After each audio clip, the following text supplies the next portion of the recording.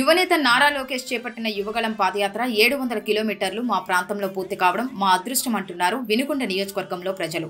నియోజకవర్గంలోని గుట్టూరు వద్ద 700 కిలోమీటర్లు పూర్తి కావడంతో అనంతపురంలో సాగు, త్రాగునీటి సమస్య శాశ్వత పరిష్కారం కోసం ఎత్తిపోతల పథకం ఏర్పాటు చేస్తామన్న హామీ ఇచ్చారు లోకేష్. ప్రతి 100 కిలోమీటర్లకు ఒక హామీతో కూడిన శిలాఫలకాన్ని ఏర్పాటు చేసి అధికారంలోకి వచ్చిన వెంటనే వాటిని అమలు చేస్తామన్న భరోసా ప్రజలకు కల్పిస్తున్నారు. ఒకప్పుడు ఎడారిగా ఉన్న అనంతపురంకు కియా మోటార్స్ గొల్లపల్లి రిజర్వాయర్ వంటి ఏర్పాటు చేసి అభివృద్ధి చేసిన తెలుగుదేశం పార్టీ మరో వరం ప్రకటించడం ఆనందంగా ఉందంటున్నారు.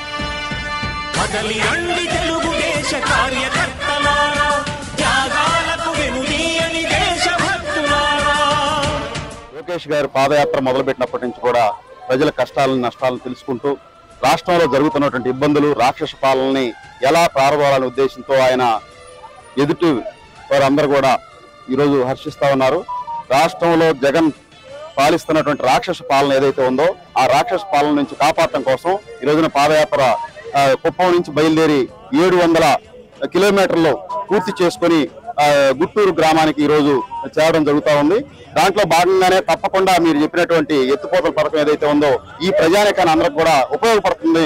రాబో కాలంలో ఆనాటి నుంచి ఈనాటి వరకు కూడా తెలుగుదేశం ప్రభుత్వం, ఎన్టీ రామారావు గారు గారిని, చంద్రబాబు నాయుడు గారిని, ఈ రోజు లోకేష్ గారు కూడా ప్రజల పక్షాన్ని నిలబడి ప్రజల కోసం తప్పకుండా ప్రజల కోరికలు నెరవేర్చే దానికోసం, ప్రజల అవసరాలు తీర్చేదానికోసం ఈ పాదయాత్రలో ప్రజల కష్టాలు నష్టాలను తెలుసుకొని తప్పకుండా రాష్ట్రానికి మంచి భవిష్యత్తుని, మన బిడ్డల భవిష్యత్తుని ఇచ్చేదానికి మా నాయకుడు లోకేష్ గారు తప్పకుండా ఈ ఆలోచన నెరవేరుస్తారని చెప్పి మేము పూర్తి విశ్వాసం వ్యక్తం చేస్తా ఉన్నాం. కరువు కాటకాలకు నిలయమైనటువంటి ఈ ప్రాంతం ఎప్పుడు కూడా నిరుద్యోగం అయితేనేమి, ఉపాధి లేక అనేక మంది వలసలు వెళ్తున్నటువంటి ఈ ప్రాంతాల్లో నారా చంద్రబాబు నాయుడు గారు గొల్లపల్లి రిజర్వాయర్ తీసుకొచ్చిన తర్వాత ఇక్కడ సాగునీరు కొద్దిగా అందరికీ అందింది. ఆ తర్వాత ఇక కియా పరిశ్రమ తీసుకురావడం వల్ల కూడా ఈ ప్రాంతంలో ఉన్నటువంటి యువకులందరికీ కూడా ఉపాధి లభించింది.